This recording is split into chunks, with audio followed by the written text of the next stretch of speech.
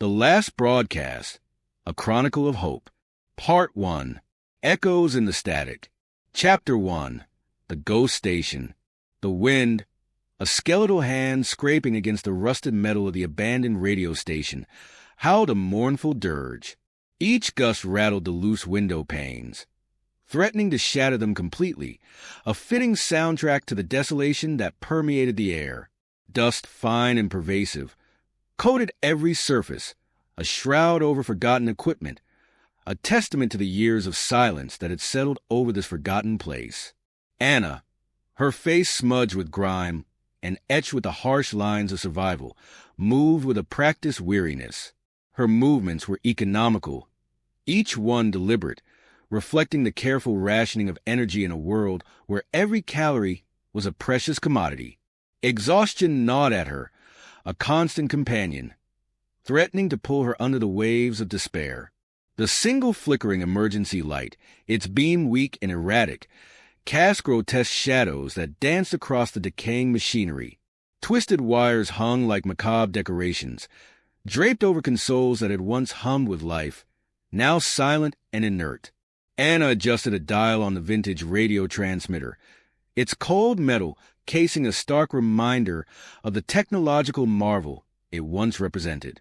The silence in the room was oppressive, broken only by the wind's mournful cry and the irregular thump of her own heart, a fragile rhythm in the face of oblivion. "Come on," she whispered, her voice hoarse and barely audible, just a little, just a spark. Static crackled from the speakers, a chaotic jumble of noise that mocked her efforts. She cursed under her breath, a string of words learned from years of hardship, the frustration bubbling to the surface. This transmitter, a relic of a bygone era, was her last, desperate hope, her final connection to a world that had seemingly forgotten her existence. She fiddled with another dial, her fingers moving with a surprising delicacy, her senses hyper-tuned to the subtle shifts in the static's texture. The noise intensified, a cacophony of white noise, then a faint, high-pitched whine pierced through the chaos. Anna's breath hitched, her eyes widening in anticipation. "That's it," she breathed, a flicker of excitement igniting within her. Almost there. She snatched a battered microphone, its cord frayed and taped, a testament to countless repairs, a symbol of her unwavering resilience. She hesitated, her hand hovering over the transmit button. Years of silence, of isolation, of desperate hope clinging to the thinnest of threads, weighed heavily upon her, a crushing burden. "This is it," she murmured, her voice barely audible, a prayer and a declaration intertwined. "The last chance." She pressed the button. This is Anna." She spoke into the microphone, her voice trembling slightly, betraying the vulnerability she tried so hard to conceal. "Calling anyone who can hear this. We're still here." Silence. An agonizing silence that stretched into an eternity. Only the crackling static remained, a mocking reminder of her isolation, a cruel echo of the void that surrounded her. Anna's shoulders slumped, the weight of despair threatening to crush her, the fragile hope flickering and threatening to extinguish. "Figures," she muttered, releasing the transmit button, the word laced with bitter resignation. As she was about to give up, to succumb to the overwhelming despair, a faint beep echoed from the speakers. Then another, a distinct pattern emerged from the static's chaos. Anna's head snapped up, her weariness forgotten, her senses on high alert. "Wait, is that?" She grabbed a tattered notepad, its pages yellowed and brittle, and frantically started writing down the beeps, her mind racing, translating the Morse code with practiced ease. B, E, C, O, N, she muttered, her fingers flying across the paper, her heart pounding in her chest. The message repeated, a beacon of hope in the sea of static. Beacon, a surge of adrenaline coursed through her veins, chasing away the despair, igniting a fire of renewed determination. "They're out there," she exclaimed, her voice stronger now, filled with a desperate plea, a renewed belief. "Someone heard me." She pressed the transmit button again, her voice ringing with urgency, the words tumbling out in a rush. "This is Anna. We received your beacon. We're at the old radio station, Sector Gamma 7. We need help. Please respond." She released a button, her breath held tight, her ears straining to hear any response, any sign that her message had reached its intended recipient. Only static. She waited, the silence stretching into an unbearable eternity, each passing second amplifying the fear that gnawed at her insides. Then a faint voice, distorted and weak, like a whisper from the other side, broke through the static's barrier. "Receiving signal. Gamma 7 confirm." Tears welled up in Anna's eyes, blurring her vision, a mixture of relief and disbelief washing over her. "Yes," she shouted into the microphone, her voice choked with emotion, the words barely audible through the tears. "We confirm. Gamma 7. We're here. Please come quickly." The voice faded, swallowed by the static, leaving Anna suspended between hope and dread. She released a button, her hand trembling, her gaze fixed on the radio, her face a mask of conflicting emotions. "They heard us," she whispered, her voice barely audible, a fragile hope clinging to the edge of despair. "They're coming." But a chilling premonition lingered, a sense that the rescue, if it came, would come at a price. Chapter 4. Sanctuary and Shadows. The interior of the rescue vessel was a stark contrast to the decaying grandeur of the abandoned radio station. Clean, sterile lines and the soft hum of advanced technology replaced the dust and silence that had been Anna's constant companions. She was ushered into a medical bay, the air filled with the antiseptic scent of disinfectant and the gentle whirring of diagnostic equipment. A medical team, their faces masked and their movements efficient, examined her with practiced ease, their touch gentle despite the urgency of their task. Anna, weakened by years of malnutrition and the emotional toll of isolation, surrendered to their care. She was treated for dehydration, her body replenished with vital nutrients, her wounds, both physical and psychological, tended to with a compassion that was both unfamiliar and deeply comforting. The crew members, their faces etched with concern, treated her with a kindness that was a stark contrast to the indifference she had experienced in the past. Captain Eva, her presence a reassuring constant, remained by Anna's side. She explained that the spaceship was part of a larger fleet, a network of survivors scattered across the galaxy, searching for lost colonies, rescuing those who had been left behind in the wake of a devastating galactic war. They were the remnants of a once great civilization, scattered and fractured, but united by a shared determination to rebuild, to preserve the embers of hope in a universe that had grown cold and hostile. Anna, her voice hoarse but steady, recounted her story. The years of isolation, the relentless struggle for survival, the desperate hope that had driven her to send out the beacon, a message in a bottle cast into the vast cosmic ocean. Eva listened patiently, her expression a mixture of empathy and admiration. "You're a survivor, Anna," she said, her voice filled with genuine warmth. "You're stronger than you think." Anna felt a flicker of pride, a spark of defiance in the face of the overwhelming odds she had overcome. She had endured, she had survived. She was not just a victim, she was a warrior, a testament to the resilience of the human spirit. As she recovered, she learned more about the world beyond Earth, the vastness of space, the wonders and dangers that lurked in the darkness between the stars. She learned about the cataclysm that had ravaged Earth, a war that had consumed entire civilizations, leaving behind a trail of devastation and despair. The stories, recounted with a mixture of sorrow and resolve, painted a grim picture of a universe consumed by conflict, where survival was a constant struggle and hope a precious commodity.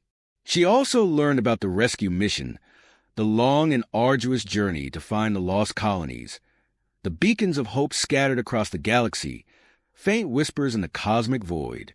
She learned about the technology that allowed them to traverse the vast distances between stars, the science that defied the limitations of time and space, the ingenuity that had allowed them to cling to existence in the face of overwhelming odds. And then the shadow fell. The price of rescue, Eva explained, was not just about finding survivors. It was about choosing who would be saved. The spaceship had limited capacity, resources were stretched thin, and the galaxy was a vast and unforgiving place. They could not save everyone.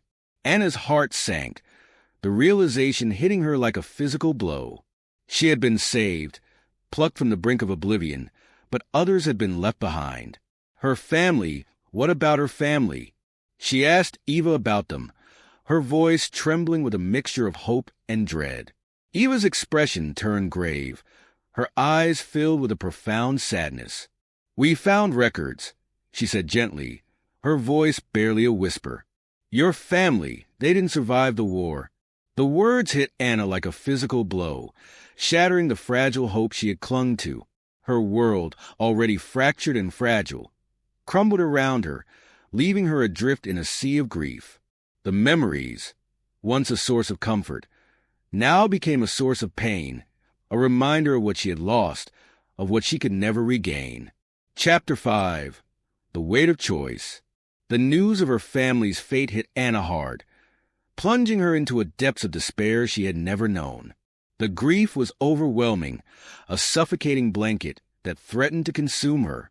She retreated into herself, withdrawing from the kindness of the crew, the sterile comfort of the medical bay, the unfamiliar world of the spaceship. She clung to the tattered photograph, the faces of her loved ones a fading echo in her memory, a reminder of a life that had been brutally snatched away. Eva, sensing her despair, tried to offer comfort, but words seemed inadequate in the face of such profound loss. She shared her own story, her own experiences of loss and survival, the scars that marked her soul. She spoke of the resilience of the human spirit, the ability to find hope even in the darkest of times, the strength to rebuild, to carry on. Anna listened, but the words seemed distant, muffled by the weight of her grief. She felt adrift, lost in a universe that seemed indifferent to her pain. She questioned the purpose of her survival, the cruelty of fate that had spared her while taking those she loved. But as the days passed, a new resolve began to stir within her. She realized that her survival was not just about her. It was about those she had lost. It was about honoring their memory, about carrying on their legacy, about ensuring that their sacrifices were not in vain. She emerged from her grief, her eyes filled with a newfound determination. She would not let despair consume her. She would not let her family's memory fade. She would fight. She would survive. She would make a difference in this new world, a world that was both terrifying and filled with possibilities. She approached Eva, her voice steady, her gaze resolute. "I want to help," she said. "I want to be part of the mission." Eva smiled, a flicker of admiration in her eyes. "I knew you would," she said. Anna joined the crew, learning the intricacies of the spaceship, the technology that powered it, the mission that drove them. She discovered a hidden talent for engineering, a knack for problem-solving that surprised even herself. She became an invaluable asset to the team, her insights and perspectives offering a fresh perspective, a reminder of the human element that was so often lost in the cold logic of technology. But the weight of choice remained. The spaceship, despite its size and advanced technology, had limited capacity. They could not save everyone. Difficult decisions had to be made, lives weighed against each other, the fate of individuals balanced against the survival of the mission. Anna, her heart heavy with the burden of responsibility, participated in the selection process, her voice trembling as she cast her votes, her conscience wrestling with the impossible choices. She saw the despair in the eyes of those who were left behind, the flicker of hope extinguished, the weight of abandonment crushing their spirits. The experience left her scarred, but it also strengthened her resolve. She understood the harsh realities of survival, the sacrifices that had to be made, the impossible choices that defined their existence. She knew that she could not save everyone, but she could honor their memory by fighting for a better future, a future where such choices would no longer be necessary. Chapter 6. The last broadcast reprise. The rescue mission continued, the spaceship jumping from system to system, searching for signs of life, beacons of hope in the vast cosmic darkness. Anna, now an integral part of the crew, embraced her new role, her skills and knowledge growing with each mission. She became a beacon of hope herself, her story a testament to the resilience of the human spirit, her presence a reminder of the value of life, the importance of compassion, the enduring power of hope. But the universe, it seemed, was not done testing her. During a routine scan of a remote system, they detected a distress signal, a faint cry for help emanating from a desolate planet. The signal was weak, garbled, but undeniably human. Eva, her face etched with concern, ordered the ship to investigate. As they approached the planet, they discovered a horrifying truth. It was a prison colony, a dumping ground for the unwanted, the outcasts, the forgotten. The planet was ravaged by disease, famine, and despair. The signal, it turned out, was not a cry for help, but a desperate plea for death. The crew was horrified. They had stumbled upon a forgotten corner of the galaxy, a place where humanity had abandoned its own, a testament to the darkness that lurked within their own hearts. Anna, her empathy ignited, her sense of justice outraged, pleaded with Eva to intervene. "We can't just leave them here," she said. "We have to help." Eva hesitated. Their resources were already stretched thin, their mission compromised. But she also saw the fire in Anna's eyes, the unwavering determination that had brought her this far. "We can't save them all," she said, her voice heavy with regret. "But we can save some." They devised a plan, a daring rescue mission that would push the limits of their technology and their courage. They would descend to the planet, gather as many survivors as they could, and bring them back to the fleet. The mission was fraught with danger. The planet's atmosphere was unstable, the environment hostile. They faced disease, starvation, and the desperation of the abandoned. But they persevered, driven by a sense of duty, a belief in the sanctity of life, a refusal to abandon those in need. Anna, her skills honed by years of survival, her compassion fueled by her own experiences, played a vital role in the rescue. She used her knowledge of technology to repair damaged systems, her empathy to connect with the survivors, her strength to carry them to safety. The rescue mission was a success, but it came at a cost. The spaceship was damaged, their resources depleted. They had saved lives, but they had also jeopardized their own mission, their own survival. As they limped back to the fleet, Anna sat by the radio, her fingers tracing the worn casing of the transmitter. She thought of the abandoned radio station, the desperate hope that had driven her to send out the beacon, the chain of events that had led her to this moment.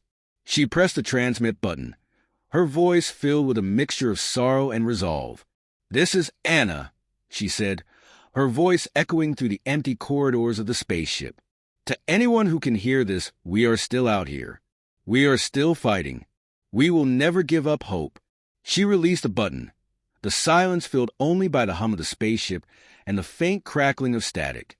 But in that silence, she heard a different kind of echo, a whisper of hope, a testament to the enduring spirit of humanity. The last broadcast was not a cry for help, but a message of defiance, a declaration of resilience, a promise to carry on, to rebuild, to find a way to survive, to find a way home.